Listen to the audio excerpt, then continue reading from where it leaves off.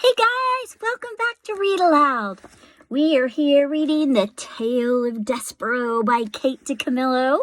When we were last here, Meg was going down to the deep downs where she's going to feed the jailer his food. Well, she's going to give him his tray. She's not going to feed him.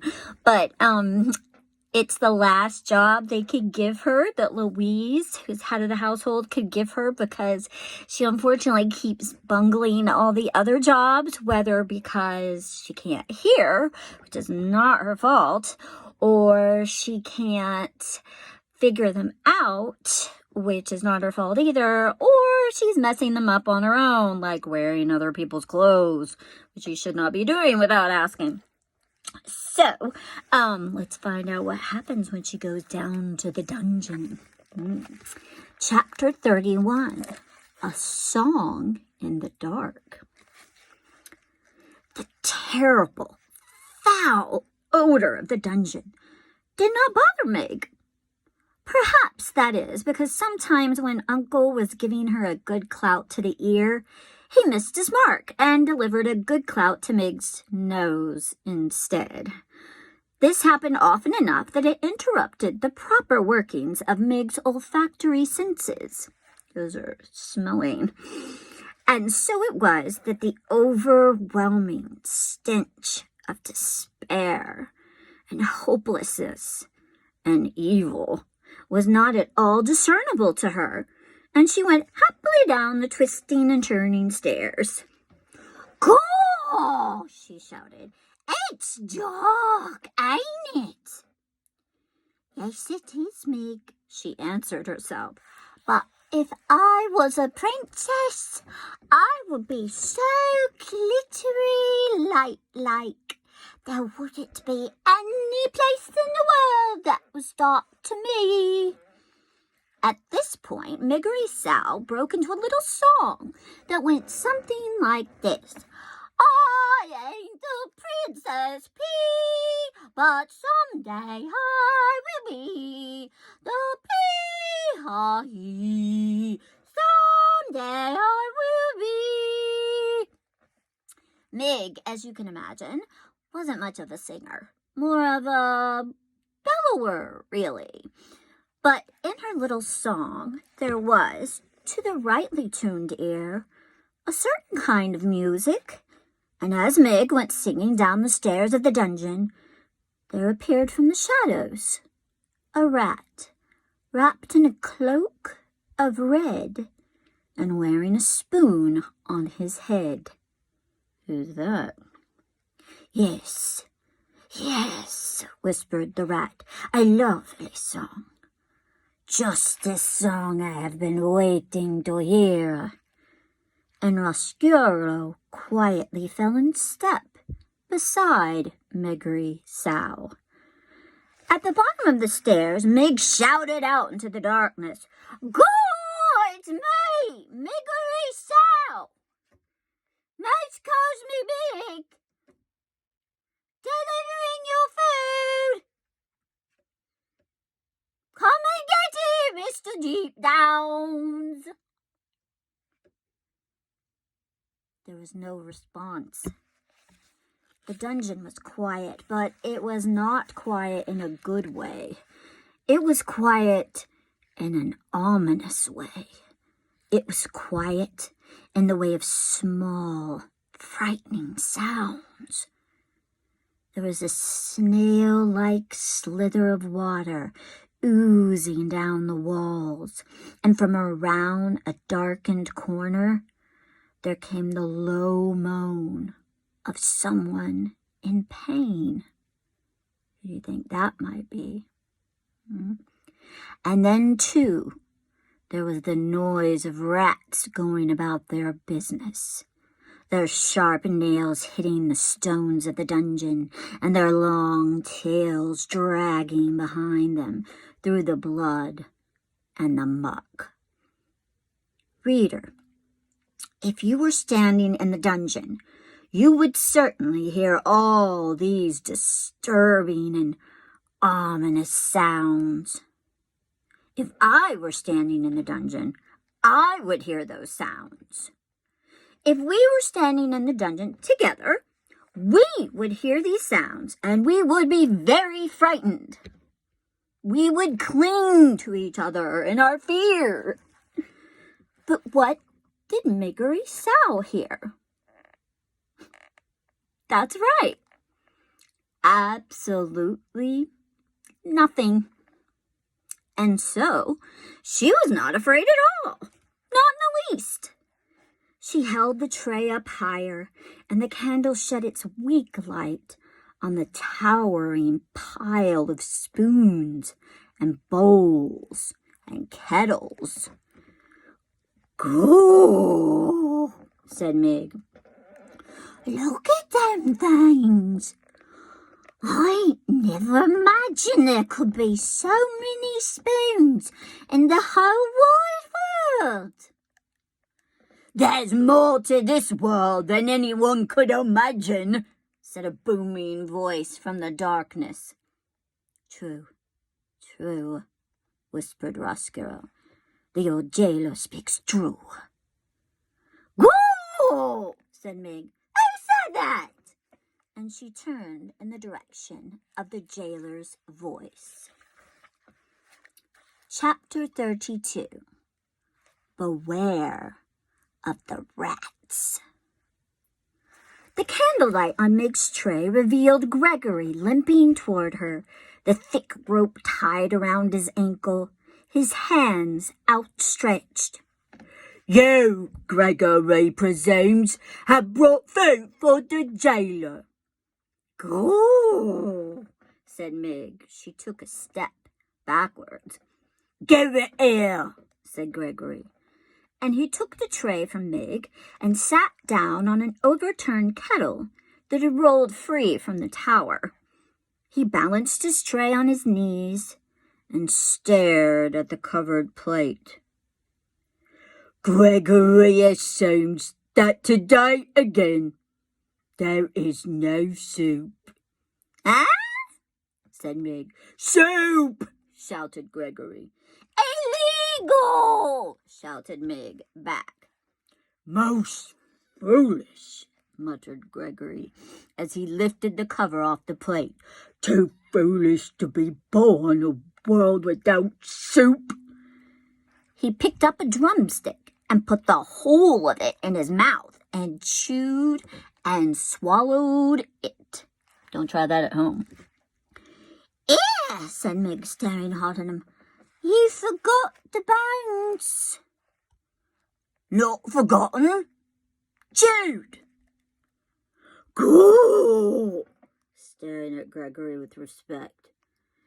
"You eat bones? You are most ferocious." Gregory ate another piece of chicken, a wing, bones and all, and then another. Mig watched him admiringly. You can choke to death that way, so don't do it. "Someday," she said, moving suddenly to tell this man her deepest wish, "I'll be a princess." At this pronouncement, Chiaroscuro, who was still at Mig's side, did a small, deliberate jig in the light of one candle. His dancing shadow was large and fearsome indeed. "Gregory sees you," Gregory said to the rat's shadow. Roscoe ceased his dance. He moved to hide beside Mig's skirt. "Ah!" shouted Mig. "What's that?" "Nothing," said Gregory. "So, you aim to be a princess? Well, everyone has a foolish dream. Gregory, for instance, dreams of a world where soup is legal. And that rat, Gregory is sure, has some foolish dream too." "If only you knew," whispered Roscoe. "What?" shouted Mig. Gregory said nothing more. Instead, he reached into his pocket and then held his napkin up to his face and sneezed into it. Once, twice, 3 times. "Bless you!" shouted Mig. "Bless you, bless you!" "Back to the world of light," Gregory whispered, and then he balled the napkin up and placed it on the tray. "Gregory is done," he said, and he held the tray out to Mig. "Done, are you? Then the tray goes back upstairs. Cook says it must. You take the tray to the deep downs. You wait for the old man to eat, and then you bring the tray back.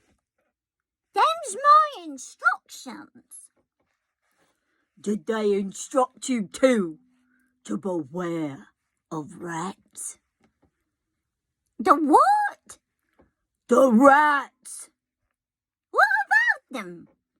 "Beware of them," shouted Gregory. "Right," said Mig. "Beware the rats." Roscuro, hidden beneath Mig's skirts, rubbed his front paws together. "Warn her all you like, old man," he whispered. "My hour has arrived. The time is now, and your rope must break. No nibbling this time, rather a serious chew that will break it in 2.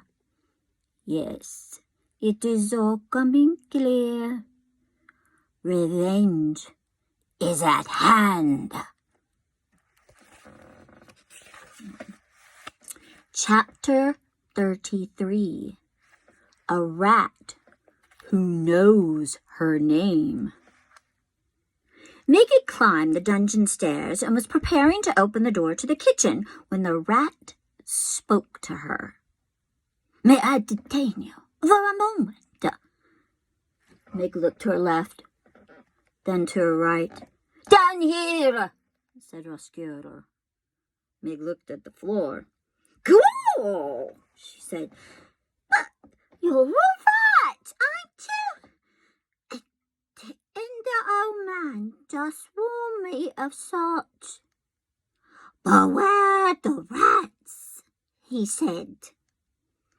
She held the tray up higher so that the light from the candle shone directly on Roscuro, and the golden spoon on his head, and the blood-red cloak around his neck. "There's no need to panic. No, none at all," said Roscuro. As he talked, he reached behind his back, and using the handle, he raised the soup spoon off his head, much in the manner of a man lifting his hat to a lady. "Ooh," said Mig. "A rat with manners." "Yes," said Roscuro. "How do you do?" "My papa added some cloth, much like yours, Mr. Rat," said Mig. "Red like that. He traded me for it." "Ah," said Roscuro, and he smiled a large, knowing smile. "Did he really? That is a terrible story. A tragic story." Reader, if you will pardon me, we must pause for a moment to consider a great and unusual thing, a portentous thing. That great, unusual, portentous thing is this. Roscuro's voice was perfectly pitched to make its way through the tortuous path of Mig's broken down cauliflower ears. That is to say, dear reader, Miggery Sow heard perfect and true every word the rat Roscuro uttered. And here's a picture of Mig, and there are her little swollen ears. And there's Roscuro down there with his spoon hat. You have known your share of tragedy, said Roscuro to Mig. Perhaps it is time for you to make the acquaintance of triumph and glory. Triumph, said Mig. Glory? Allow me to introduce myself, said Roscuro. I am Girascuro. Friends call me Roscuro. And your name is Miggery Sow. And it is true, is it not, that most people call you simply Mig? I've got a thing, said Mig. Oh, what a nice more name!